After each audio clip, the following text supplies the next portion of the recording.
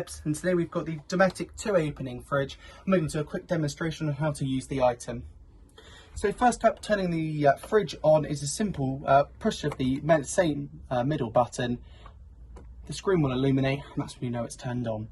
To use the screen, simply push the button and it will select the coldness of the fridge and freezer first. You know it's on the particular setting because the bottom is fully greyed out. Push it once more and it'll bring you into sub menu, and you can choose your desired setting.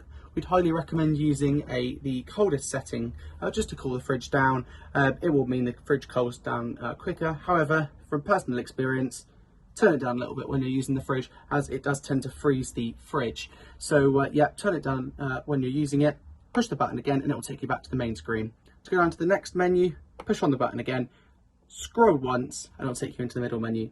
Push again and it takes you into the menu to choose what to use it on. We recommend using it on auto most of the time because it will automatically select if you plug your car into the Caravan, which is this mode here. It runs off the alternator and means you can keep your fridge cold whilst you're driving. You've got your gas, so if you plug your gas bottle in, if you're off grid, you can use the fridge off grid because the battery doesn't work off the leisure battery. You would need gas if you're off grid.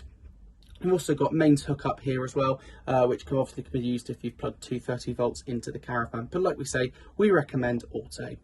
If you try and use gas when you haven't got the gas turned on, you will receive an error code. The screen will go orange. You'll know you've got it. It's very self-explanatory when you have an error code.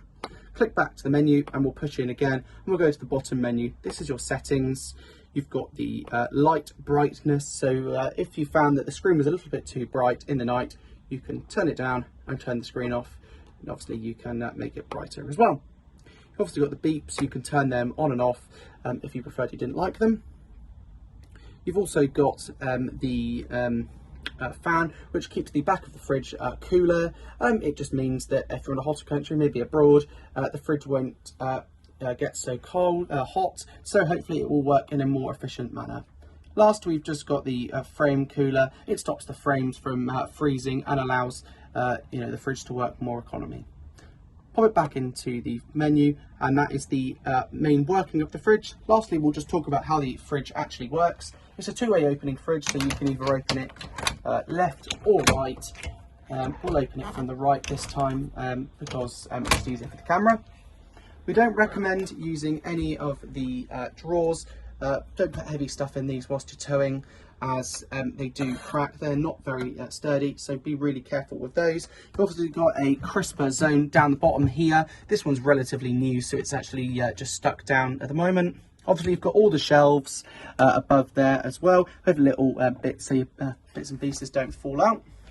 You've also got a hook in here which pulls out and it allows you to, there we are, and that clips just in there and allows you to keep the fridge open in winter because you don't want any mould build up.